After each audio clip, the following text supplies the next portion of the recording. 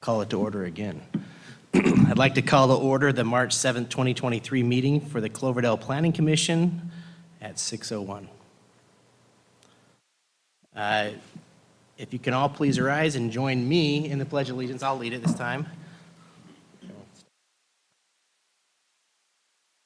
Pledge allegiance to the flag of the United States of America and to the republic for which it stands, one nation, under God, indivisible, with liberty and justice for all. Hey, great timing. Coming in safely. Mr. Clerk, can we get a roll call, please? Thank you, Chair. Let the record reflect that all commissioners are present with the exception of Commissioner Carney, who is an alternate. Great, thank you. Next is the conflict of interest declaration. Do any commissioners have any conflict of interest on any items on tonight's agenda? No? Great. Going to public comments. Any person wishing to speak to the Planning Commission on any item not listed on the agenda may do so at this time. Pursuant to the Brown Act, the Commission is not allowed to consider these issues or take any action on any item not listed on the agenda. Comments from the public will be allowed on the agenda items at the time each item is called. Each person, commenters may fill out a speaker card before they have spoken. Do we have speaker cards? We do. Okay, yeah, so that's still correct. May fill out a speaker card before each comment. Please submit it to the city clerk for the record. And if watching on a device through Zoom, you can use the raise hand feature if listening from a phone, or dial *9 to raise your hand, and the city clerk will prompt you when it's your turn to speak. 3 minutes are allotted to each speaker. With that, I'll open this to official public comment period. Thank you, Chair. And it looks like no one is present in person or online at this time. Thank you. The chair is calling, the commission may discuss anytime any written communication sent to commissioners sent since the last commission meeting. Open it up for any public comment from any commissioners. Seeing none, we'll move on to the consent calendar. All items on the consent calendar will be considered together as one action of the City Commission unless any commissioner or member of the public requests that an item be removed and considered separately. Would any member of the commission or public like to move the item from the consent calendar, which is the minutes from last meeting? No? Seeing none, can I get a motion for the consent calendar? All right, motion from Commissioner Wege. Second from Commissioner Hoverts. Thank you. Can I That get a will vote? take a roll call vote. We'll start with Commissioner Wege. Aye. And Commissioner Sanders. Aye. Commissioner Spengler. Vice Chair Hoverts. Aye. Chair Acey. Aye. Motion passes 5 ayes. Perfect, thank you. It's moving on to the public hearing portion. Wanted to officially open the public hearing at 6:05. In-person commenters may fill out a speaker card before or after they are spoken. Please submit to the city clerk for record. Well, duplicative, let's move on. Mr. City Clerk, are there any, well, why are we doing public? We're on public hearings, huh? There are no public hearings. There are no public hearings. New business. Let's go to new business. I'll now bring it back to the commission for new business. The first item is item F1, which is the general plan annual report for 2022. Yeah, Mr. Chair, we have a presentation that Rafael and I will walk you through. This is part of our annual thing we have to do and submit to the state. We're asking the Commission tonight to make a recommendation to the council for approval. It'll be on the next council meeting. So I'm going to turn it over. Just to introduce our new alternate commissioner, Corey Cadle. And we also have another alternate commissioner, Craig Carney, who couldn't make it tonight. So he'll be here next time. So just wanted to introduce Mr. Cadle. Okay, well. Want to take it away, Rob? You want to do the general stuff? I'll do. Okay, let's go to the next slide. So again, this is one of the obligations that we have to do as a city. We have both the general plan annual report. So that the purpose of that is there's a lot of goals and policies in the general plan, and we need to report to the state our efforts in implementing those. There's a government code section which requires this. You can see in the report how we went through and tried to pull out some of the big things that happened in 2022 and, you know, equate that to our general plan implementation. Next slide. So again, state law, the topics that, you know, typically we cover: land use, transportation, housing, open space, and public services. The general plan also includes a map. So there's land uses as part of the general plan, and those are, you know, like single family, multifamily, residential, you know, commercial, industrial, things like that. And that is also part of the general plan. We take a look at that through this process as well. So we do, there's, in the general plan, there's a thing called the elements, which is basically like a chapter, but they call it an element. Mike, can you move the, yeah. So there's some required elements that the state makes us have, and then there's some alternate ones, like urban lighting, for example, is an alternate one that the city of Cloverdale has, but we have land use, circulation, noise, parks and rec, conservation, design and open space, urban lighting, public health and safety, and housing. And we'll be talking a lot about housing. Housing is the element that really gets the most attention at the state. The state makes us update the housing element every 5-7 years, and we'll be bringing that forward at the next planning commission meeting. And that's a big involved process, but as part of that, so I mean, it's the state is very interested in that. So I mean, that's a separate annual report that we have to do that we'll walk through as well. So there's a general plan and the housing. So next slide, Mike.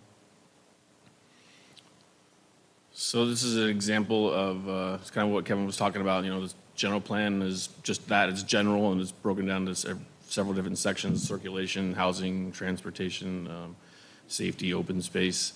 So this is, there's goals, and then there's implementation measures, and this is an example of an implementation measure from the circulation element. And again, this is all from 2022. The state just cares about what we've done in the last year.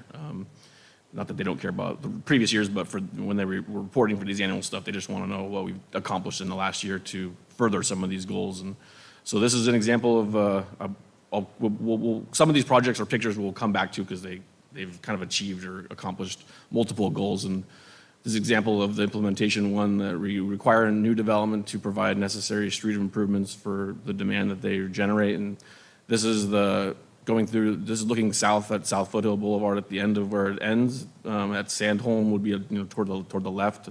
And looking, this is the Baumgartner property that the South Foothill Boulevard is going to be developed through the middle of the property. It's going to be providing essentially the same width and right-of-way that South Foothill did, which is a 70-foot right-of-way, and there's going to be sidewalks on both sides. Next slide.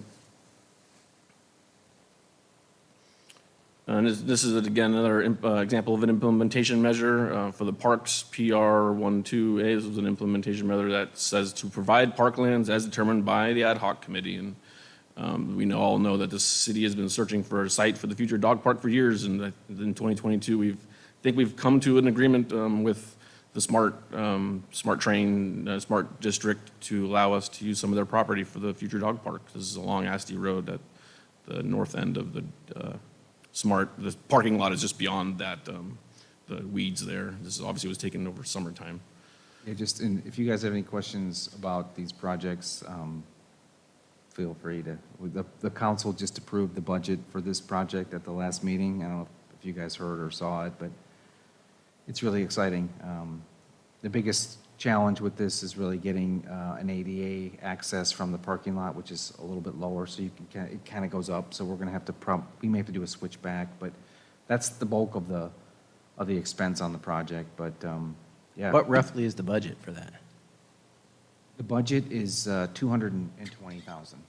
And if you look at the last council meeting agenda, there, the trail leading up is 75 of that. The So we have- trail to the park from the parking lot? Yeah.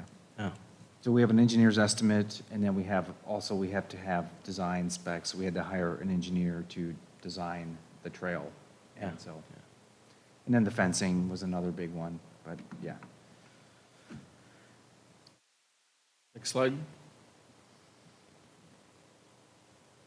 So this is another example of an implementation that was done again in the parks. And I, not unpurposely, but, you know, parks pictures seem to always be more joyful to look at. So there's not that other departments haven't done stuff, but it always seems to be the parks ones that are, you know, fun to look at and see what they've done.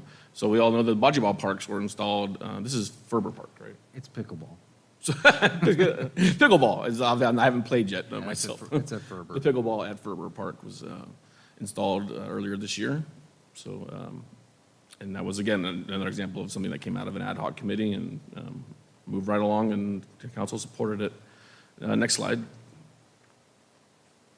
And another one with the park. So this one is one of the implementation measures talks about encouraging the use of city resources to coordinate with other agencies if the coordination of agencies, if the coordination achieves a city parks or recreation goal and uses city resources more effectively than standalone parks or recreation programs.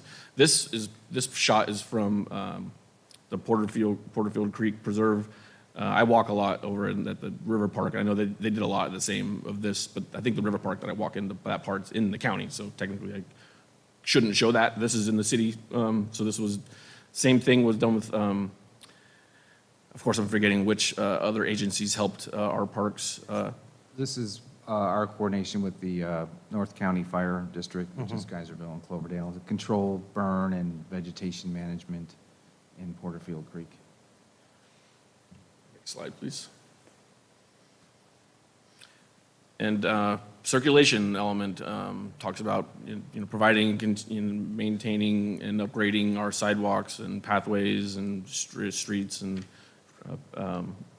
So this one talks about repairing or installing sidewalks or pedestrian ways on all streets in conjunction with public works or private development projects. This was kind of both. This is in front of the city property at Cherry Creek, where the new sidewalk and curb gutter was installed. Next, quick question on that. So that's basically on new developed projects or public works areas, but there's no like plan about renovating sidewalks and that on our existing properties? No,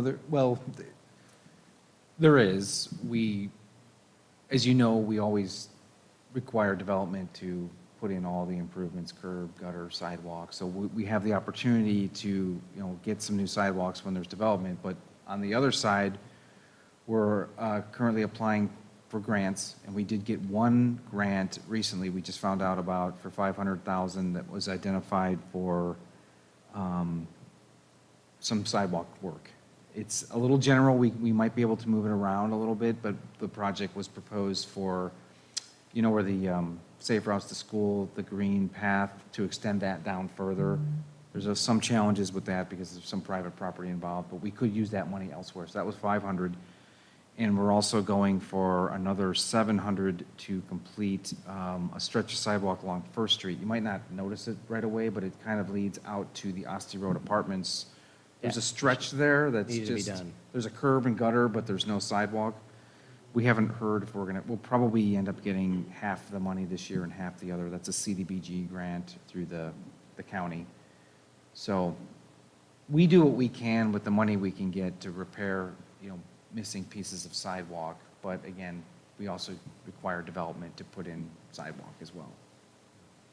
That first one you mentioned, is that one on the boulevard? Yeah. Towards Cherry Creek, or the It's Castro? it's going towards Ray's, where where we did the green stretch there, the Yeah. bike path, so it would extend that further. Okay, We do have some challenges again to get the right of way from the property owner. So the nice part about this grant is we can move that money and maybe do something else if we are unable to get the right of way we need. What's the city's liability for the part, or for the sidewalks like on First or Second Street where a tree is uprooted the whole sidewalk and it's unsafe? We're not responsible for that, are we? Well, if it's in the public right-of-way, we could be. You know, there's a lot of conditions around town that are, you know, that's happening, and, you know, we do our best to mitigate that, so. I have a couple of questions about the, I guess, the circulation element. Does the city have a regular program to resurface roads or repair really? I remember when Todd Lance was running for mayor, he was talking about an ongoing program, you know, that there should be or there used to be an ongoing program.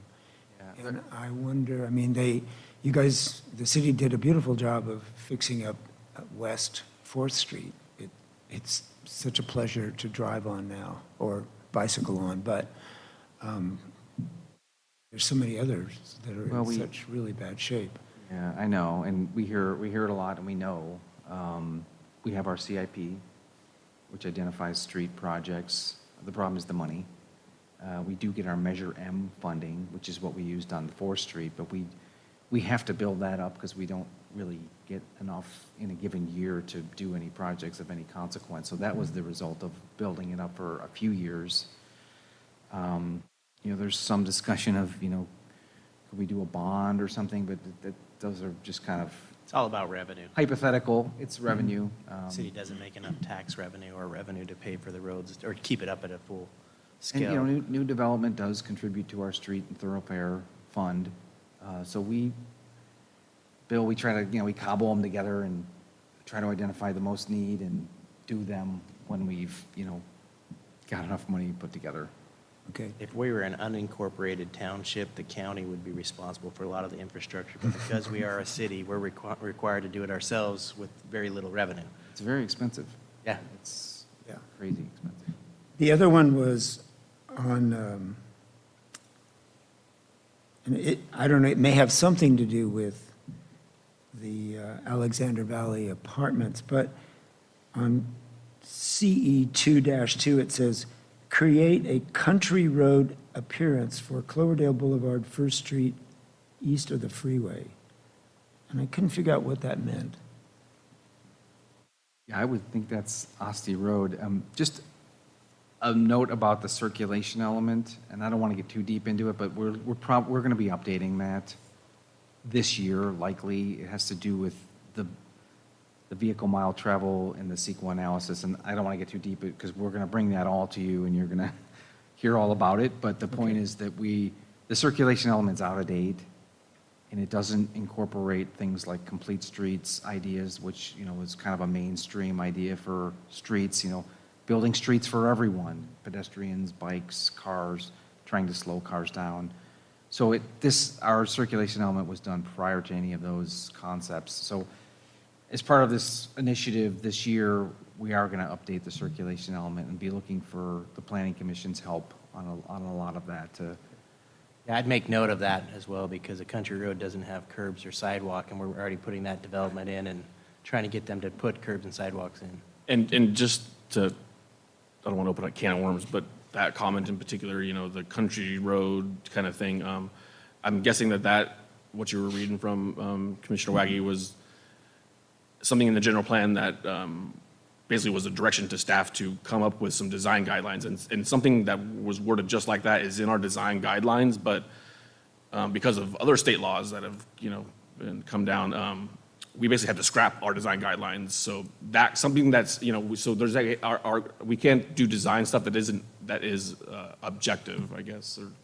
So something like that is, you know, we have to have, you know, design standards that are measurable, that someone can say, well, you know, that it's very clear. It doesn't just say a country road could be something different to anybody. So design We do standards. spell it out, which is really interesting. So you can really change all of this, because it Yeah. says narrowed pavement, shade trees adjoining land parking where necessary, protected bicycle and pedestrian ways, including trails instead of sidewalks, and on-site bike lanes where possible. But we're asking that development to put in sidewalks, so I think we should at least take away the, They were only going so far with them. There's a lot that we have to do, was my understanding of yeah, it. there is, and that's our responsibility. But I'm just saying, this is talking about specifically First Street east of the freeway to Asti Road, which is our responsibility to tie into their development. It would seem weird if the city's designating this to not do our work when, yeah. There's we were fortunate enough to get UC Berkeley and Farron Piers up here for free to do an analysis of this area.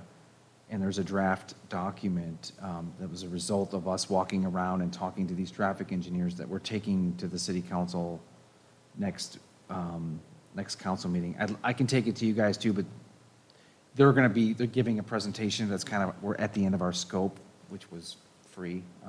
But if you want to tune into the next council meeting, there's going to be, the traffic engineers are going to, report on their findings and Like the south end of town.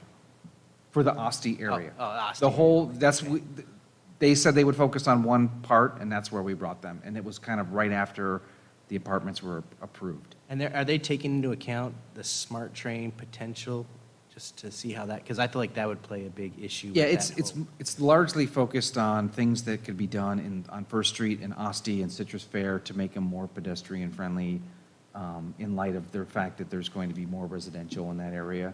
But it's on, I can email it to you, it's on our website, and, Yeah, we'll look into it. yeah. Can I do one more? And that's the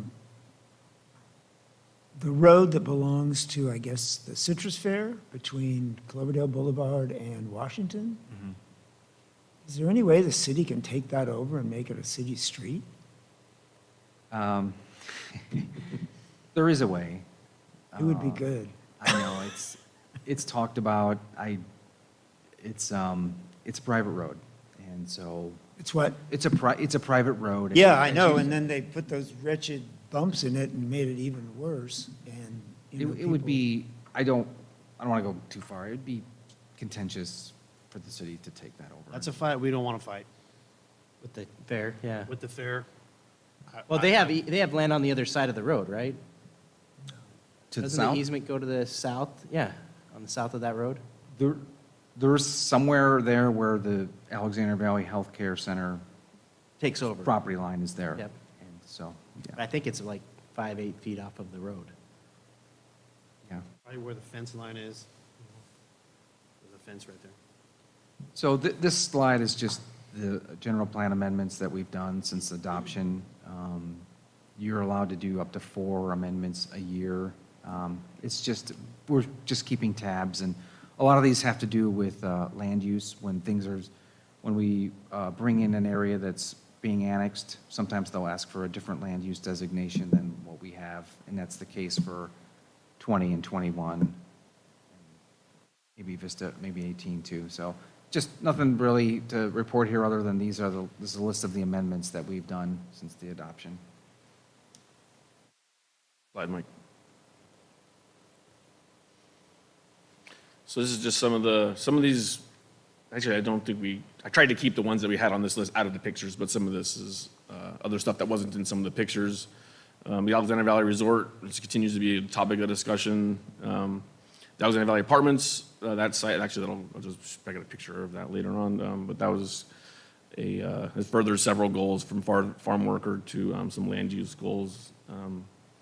What was the turnkey program? That's, I think I've mentioned that a few times. That's our participation in the energy efficiency program with PG&E. It's a big project. The main part to that is replacing all the water meters in town with AMI water meters. But it's also photovoltaic at the wastewater and water treatment facility, lighting in the facilities. So it's all bundled and paid back through the savings. And that's been in the works for over 2 years. Yeah. It's been on this list for a couple of years now. So we had to show the picture at the beginning of the extension of South Foothill. They kind of mentioned just briefly a second ago, the Alexander Valley Healthcare site, which is right across from the Citrus Fair.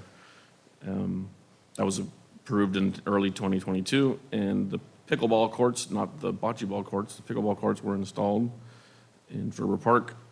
And, yeah, the city has been working on several grants and amendments for the housing, have the housing element update, which started in 2022 also. And just one more is the basketball courts at Second Street Park, which are a few weeks out. Under The rain has delayed. Quick question about your first item up there. Where are we with the developers on that first project? Yeah, I can just give you an update. We currently are talking to a potential buyer of the resort, and we've talked to several potential buyers over the last 4 years. So they are doing their diligence at this time to a potential purchase. I can't say whether it'll happen or not. I don't know, but we're in active discussions about what's approved there and what their vision is. Yeah, it's an active real estate transaction, I get it. What's that? It's an active real estate transaction or an active project. I mean, you may know, Chair Acey, it's been marketed for 15 years. Yeah, I just didn't know how we can get some influence on what they design rather than bringing back an equestrian center. They're bringing back an equestrian center is what you're saying. Just making I sure. don't know. Every group we talk to has a different, Yeah, and golf course are better. there's some really interesting things that they brought up that I never would have thought of. It's always interesting to meet with a new group of investors to, hopefully one of them will want to do it. Hopefully they bring some revenue to the city. Yeah. It'll be a racetrack. I can always hope. Next slide, Mike. That kind of wraps up our general plan presentation, or general and plan annual report presentation. And we'll just recommend that the commission recommend to the city council the adoption or the approval of our general plan annual report. And if you have any other questions, staff is here. Any other questions from the commission? If not, I'll open it up for public comment. Are there any public comment on this item? Thank you, Chair. No one is present, and no one is available or present online either. Okay, perfect. I'll bring it back to the commission for any comments or questions you have on this item. Any final comments or questions from the commission? Seeing none, can I get a motion for this public hearing item number F1?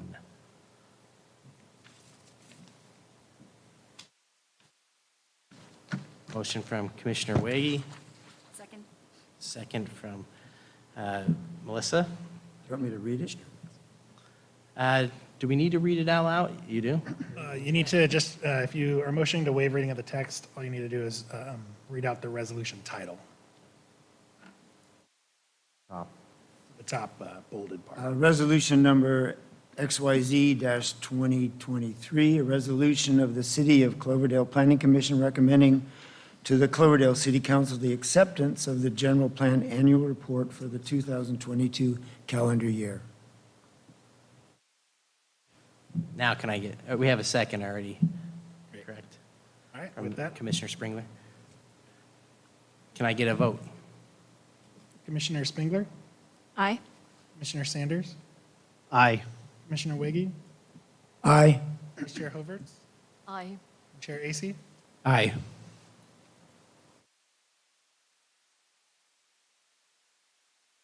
All right, well, next move on to item F2. The 2022 Annual Housing Element Progress Report for the 2015 to 2023 Housing Element and the recommended submittal to the California Department of Housing and Community Development, HCD. Turn Thanks, it over Chair. to staff for this report. Mike, can you put we have another, It's the same one, just wherever you left off, Mike.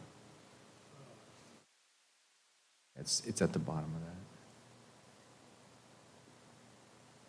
So we talk a lot of housing here because, the state laws are changing rapidly and we have to react to that. But this is something we do every year. This is,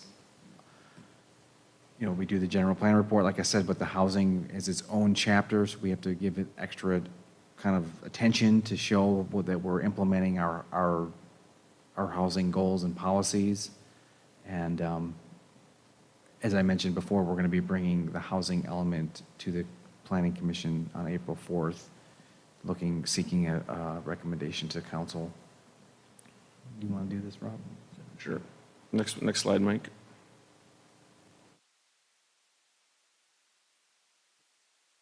So as Kevin mentioned, this is our 2022 annual housing element progress report, and kind of like the general plan, there's government sections, government code sections that require not only the plan itself, but the housing element and the production the production of the annual report and submitting it to HCD. The housing element is also subject to mandatory review by the California Department of HCD. Next slide, Mike. So the components of the housing element is to meet statutory requirements that are below listed: review and evolution of the existing housing element, needs assessment, constraints analysis, resources, policies, programs, and quantified objectives. And next slide, Mike.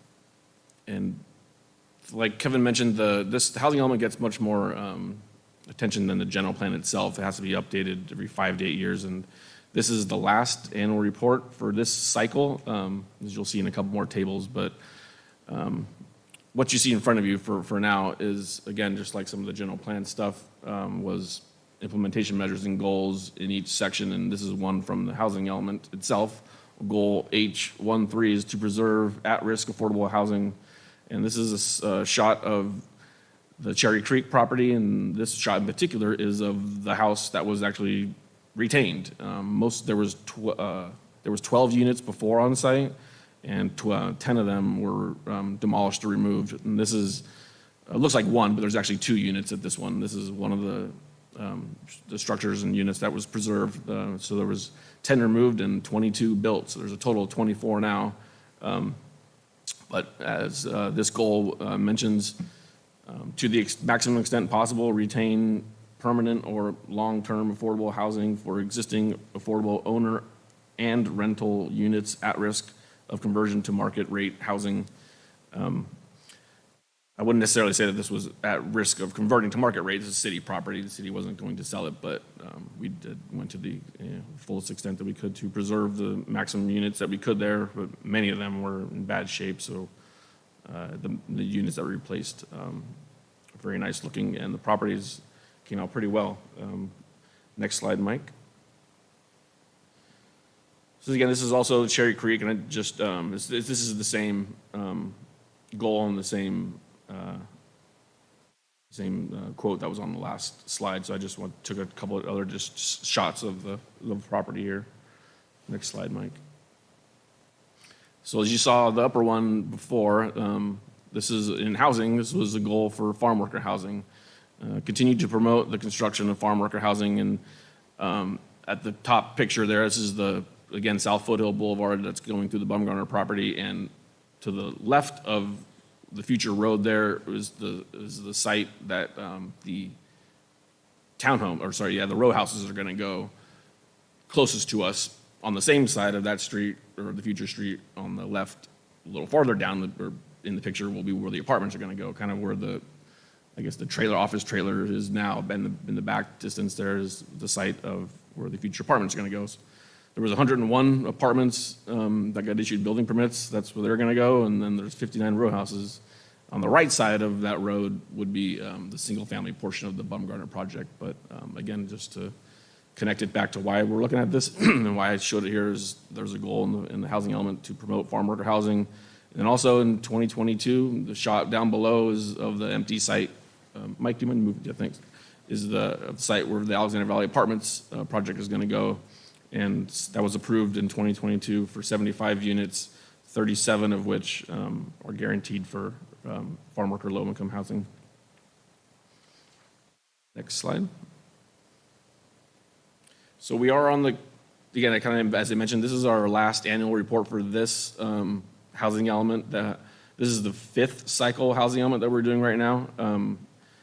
And the one that is coming up is the 6th. And the dates kind of overlap. The last one went from 2015 to 23. This one's going to go from 23 to 31. So we started the process of updating it in 2022. And yeah, like Kevin mentioned earlier, we're scheduled to bring it for adoption next month. So our next meeting, we'll be bringing that forward to you, and then it'll go to city council after that. Next slide, Mike. So so the housing element, so in your packet was several, I think it's up to 12 or 15 tables now. It's a lot. So this is like the first table, and this is just projects approved is kind of a misconception. This is the ACD wanted me to fill out on this table anything from something that needed a design review from planning commission, or if it just needed a building permit, like a grant, like an ADU. So we didn't actually have anything, sorry. Let's look up there. We didn't have any projects that received necessarily entitlements in 2022, but we did have building permits and that were submitted and deemed complete. So that's essentially what this was, is the Baumgartner projects with 101 apartments, the 59 row houses, the Bidu Kale, which is they received building permits for 25 units sorry, this isn't received building, this is just that they submitted an application for their building permit in 2022. Gets a little confusing even for me. So next slide, Mike, unless anybody has any questions on those. So this is kind of the most important, I guess, table in here. So, everybody, I guess most people know what RHNA is, the Regional Housing Needs Assessment, and, each cycle, like I said, we're on the 5th, we're coming up on the 6th. So all those numbers that we've got, that was the RHNA, the talk, that's coming up in the next housing element. This is all stuff that we got submitted, or that was the RHNA in 2015. And back then, it was 211. And we have actually produced 254 units. We've gone over than we, just in total, we've produced more units than we were required to, but not in each individual category. As you can see, on the total right, on the right side there is the green column, which says we've produced everything in the low and very low, but on the moderate and above moderate, we had some left over. Other than saying very threatening things, I'm not sure what's going to happen if something like this shows up, when we're at the end in 2031 and we're at the end of our next housing element cycle. ACD made it sound like there's going to be consequences or something if cities don't meet every single one of these numbers in the next one. But, historically, this, I'm very proud of this. I am too. I think Yeah. it's not a bad thing. This to is build very more good, low income than yeah. affordable housing. I mean, why would you worry about the state's mandates for moderate and above moderate? No cities really have in the past, but they've, like I said, they've made very threatening comments that if we don't complete everything, then Well, our job is to set the stage for these houses to be built. We don't have the money to build them, but they want to make sure that we have the correct zoning. We're not putting too many burdens on these houses. And we've been talking about the laws that are changing and taking away some of our, abilities to say no and require certain things. So, their main focus to us is we want to make sure you have the correct zoning and you're not putting an inordinate burden on the development of these houses. So there's no way that we could really build the houses. Although in the Cherry Creek example, we were partners. It's our land and we were able to give some money. Commissioner Wacky? I guess I don't understand the math quite, or maybe when it says total remaining, that means we did not build, We were say, supposed to build 25 Yeah, supposed to build above moderate. 211 on that first green column, so there's 39, 29, 31, and 112, which is 211. We built 254, which is bigger than 211, but we were supposed to build 31 and 112, and we only built 10 and 87. So we're short on the upper income homes that were supposed to be developed in the plan. But we overbuilt in Yeah. lower income housing, which is, I think, impressive. yes. Yeah, I think we should be proud of this table. Now, for next year, for the next cycle, are they going to roll over? Unfortunately, no. We wish. Roll over the low income, they're not going to do that after? No, it's just building permits that were issued in 2022, count for that, and that's it. We can't roll them over to the next one. No. My question is, so say for instance, on the very low income or the very low income, because there's extremely low. Oh, that we produced more So, in, yes, if in Yeah, that no. category. there was talk about, but it never went farther than any talk, you know? Yeah, that we can get credit somehow, you know, if we produce 10 more, maybe that equals one moderate, or, but, yeah, it didn't go anywhere. Yeah, And there they're was also, is it my understanding that the county has a couple of our allotments from the Baumgartner project? So this removes the county's numbers, or that's mixed into this? So what you're looking at, this is our last cycle. So those numbers, Aren't in here. no, that's our next, So our next arena next coming cycle up, will yeah. have the Baumgartner homes, which we'll have to share with the county. That's correct. What class, what is the classific, I mean, what is extremely low income units? Are those like Cherry Creek? Well, it's, Yeah. I think it's 30% of area median income. Yeah, 15 to 30, because there's a category below that, and I forget the So term. they It's have 0 to numbers 15. for a family of 4 to, you know, all the way up to 6. So whatever Section the 8 area housing, median it could income be is, designated 30. Section 8. And then you can only spend 30% of that on your housing. So it's getting really, So are these operated by, like, the Wallace House or something like that? Are Could these be. shelter-type places? Yeah, as you can see in 2022, 25, some of those 25 units that you see there, they're in the low category. Actually, no, sorry. No, down on the Pardon? next section down below, the extremely low. Yes, yeah, some of those counted in that 75. I think there's some in Cherry Creek. I think that if they agree to do some of those, they get some financing. assistance through the Community Development incentives Commission. To do those. My former agency, yeah, they, Yeah, It's typically they're very- mixed in with the low, very low, and they typically will do some extremely low. but they got their permit or their voucher through the housing authority, and then they're given Yeah. certain housing. But as part of that plan, the landlord, which is the property, has to maintain certain requirements of status, like low income only, no drugs on the premises, things like that. I have a question about the Cherry Creek Village development. So if we demolished 10, right, and we added 22, how many are you counting? They have us report all those 22 because they also have us report those 10 somewhere else. So they don't want us to like do the math and say, well, you know, there was 10, but we built, so we're only gonna, you know, they want us to report everything that we did and report, you know, the demolished. We do have also. to report the demolished. So units. the reason why I ask that is because even though if you look at this here, where it says total units to date all years, you're including those units that you built, but you didn't subtract the ones that were actually demolished. So we are, of course, proud of the low and very low and extremely low numbers. Although, at least in the back of your head, you should keep in mind the fact that some of the numbers aren't exactly telling the entire story because of that exact reason, right? Oh, that's right.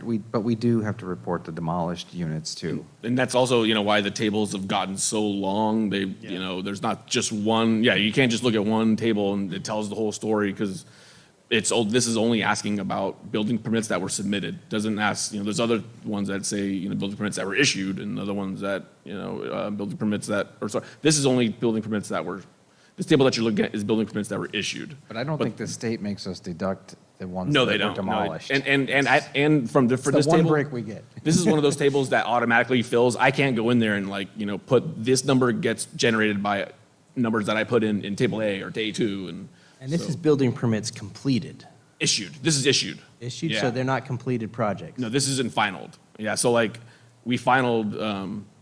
Actually, yeah, maybe that's why it's would confusing be- because Cherry Creek was finalized in 2022. It wasn't issued in 2022, so it doesn't even show up on here actually. Because this is just issued. But there's another table that, Yeah. there's a lot of tables. No, So I have a question on the Baumgardner Ranch housing project. How many units did we apply towards this RENA number? They were issued 101, well, for the apartments, and they were also issued 59 for the But there was row more houses. approved, right? There was more approved. Yeah, there was more. This is just what we permitted in this cycle. Yeah, what they So issued, the yeah. approved, what's approved, not permitted is going to be in our current, yeah. Yep. The wording on that, it said they changed 59 row houses and 110 apartments instead of 163 apartments because of greater Yeah. need to house families. And I think it was a combination of that, but also their, like everything comes down to money. I think some of their, whatever tax breaks or tax credits they were able to get, that has something to do with it. But also, I think they were, their clientele or whatever was gonna, it wasn't just single men or something like that. It was families, so Yeah. you needed bigger rooms and they got less money. So what happens to the 163?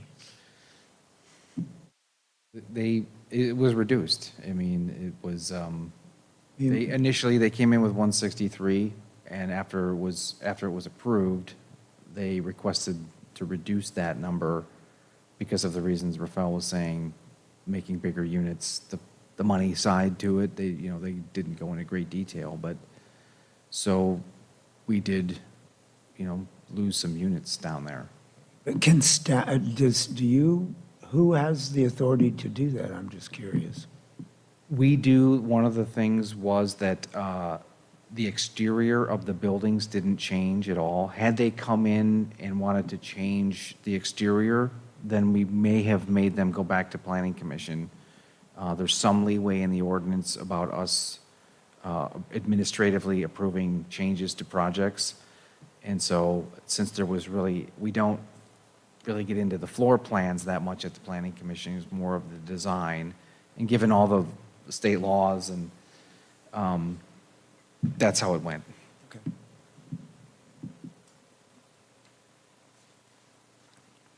Any more questions? Next slide, Mike.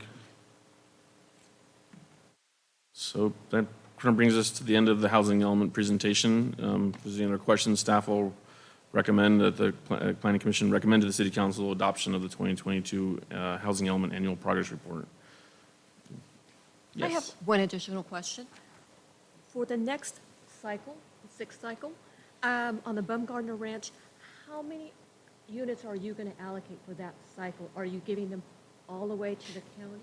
We have 122 Well, so next year, or the next cycle. So essentially, all of the row houses and the apartments they counted for this current one, which you just saw on that table. So the single families, what's left essentially is the single family houses, 63 of them.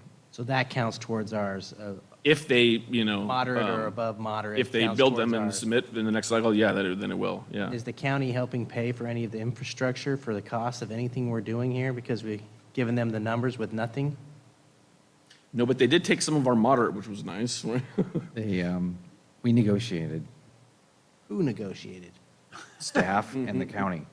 The original, they do have a legitimate claim to those, and Oh, it's I been through legal and remember all of being that. part of the county and doing the negotiating on their end. I saw how they do it. I was just We, wondering. But I we was were, kind of, we were very happy with where we started and where we ended up. I was just kind of joking, but seriously though, the moderate, remember from the slide that was just up, but Yeah, we're one of below. those numbers was the moderate is the hardest one to produce. I don't claim to be any financial expert at all, but I I have a mean, it great kind of makes, idea for that, by the yeah, way. would it make sense that, the government's, Mixed-use housing, downtown how do you get area. those? Yeah, so originally we had like 50 or 75 moderate, and I think the county took about almost all those, that would show up on our next one, so Yeah. there's that.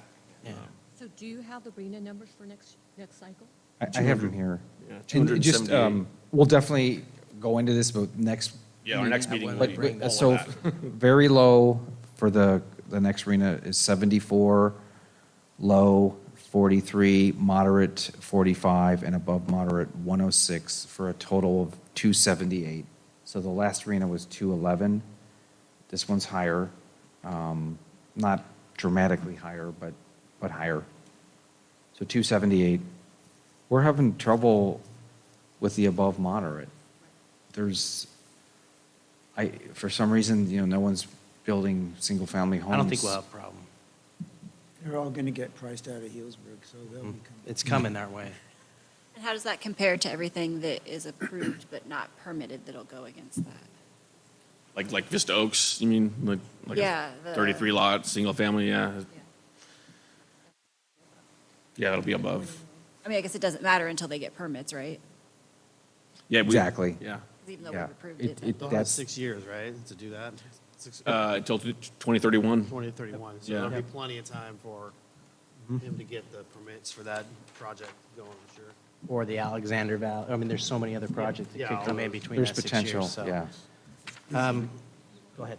Is Vista Oaks, like, still for sale or something? I haven't seen anything about There's that. a for sale sign in the yard there I saw across from Hamburger Ranch. Yeah, Yep. that's what I've seen, that's all, though. Got to put in some retaining walls, but other than that, yeah, Expensive. keep landslides.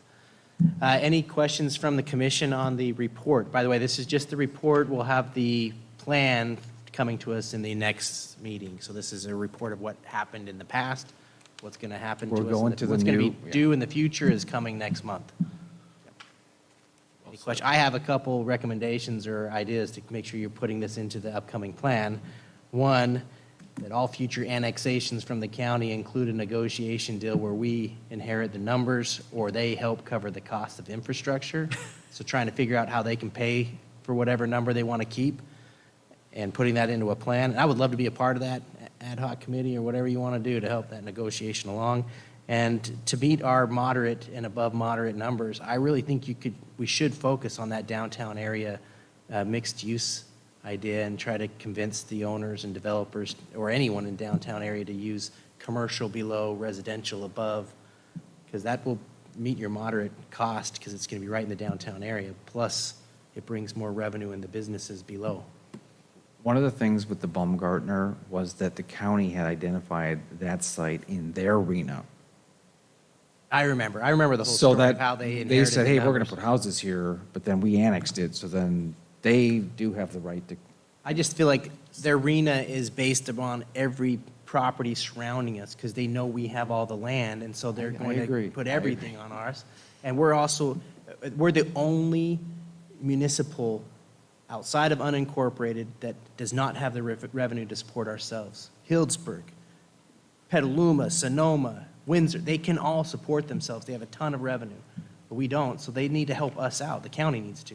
We're the last city they should be taking advantage of. My 2 cents. And then, yeah, that's it.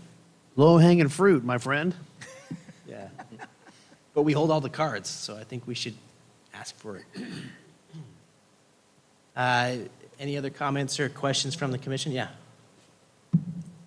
Seems like there was some discussion or in a report about a section of land down towards the LDS Church and off of South Cloverdale Boulevard on the east side. Is that the city is looking at annexing maybe or something or other? There's the 6 acres, 6 acres. which that's not the one you're talking, that's across the street from there, and that's being annexed because their water system is inadequate, and the state is, I'll just say encouraging annexation, and actually paying a lot of money, to their credit, to bring in infrastructure for that area, sewer and water. But there's also the South Cloverdale Water District, which is, Commissioner Sanders probably knows more about than I do, but it's another area going through the same state process where there's this consolidation where we're going to be supplying sewer and water to them under the same program. So you'll be seeing those pretty soon. The 6 acres is way farther along than South Cloverdale. 6 acres has been in the works for years, and we're working on an application now, but it has to go to you, to the city council, then to the county, the LAFCO, which approves all the boundary changes. Does that have any effect on The arena? will that have any effect on the arena numbers? I don't think so, because they're not new housing starts. That's really what they're looking for. The 6 acres it would open up some potential areas for new houses to be built. But it's not part of that annexation, but it brings it closer. So Or it's another new park. housing starts. Any other comments from the commission? Put it up for public comment. Thank you, Chair. No one is present online or in person. Turn it back to the commission for any final comments from anyone. If not, can I get a motion on public hearing item F2, where to adopt the resolution recommending to the Cloverdale City Council the acceptance of the Housing Element Annual Progress Report for 2022 calendar year for the adopted 2015, 2023 Housing Element and submittal of the reports of the California Department of Housing and Community Development, HCD, and the Governor's Office of the Planning and Research. Now you don't have to report it, whoever wants to make a motion. I just made it easy. Thank you. I would like to make that motion for approval of that said resolution. Can I get a second? I'll second that. Second from Commissioner Hoverts. Can I get a vote? Thank you, Chair. Commissioner Sanders, Aye. Commissioner Spengler, Aye. Commissioner Wiggy, Aye. Vice Chair Hoverts, Aye. Chair Acey. Aye. The motion passes with a 5-0 vote. Turning to the next item, which is commission reports. Would any commissioners like to provide any reports this evening? Seeing none, we'll move on to the next item, or any written reports, I guess. Department reports. Thank you, Chair. Our next meeting is April 4th, again, the housing element, and I think Mike wants to give us an update on what he's working on. Yeah, so we're working on the Planning Commission rules and regulations. Will hopefully be at that meeting, as well as the election of chair and vice chair. Perfect. And then just real quick, we haven't received any new applications for any kind of development in a while. I did speak to the 101 North, you know what I'm talking about, the gas station, and she's going out to bid to do some work, so it is moving forward. You saw the fence probably. So I just want to make sure Yeah, that's still excited. going forward and do everything we can to help that move along. We have been working a lot on the improvement plans for Baumgardner and the Baidukali project on the south, just kind of hashing out some details on the infrastructure. And then we mentioned again that we're going to be updating the circulation element and really looking to the Planning Commission for a lot of help on getting that process through. And that should probably start in the next few months. I have to get a budget amendment at council first, but yeah.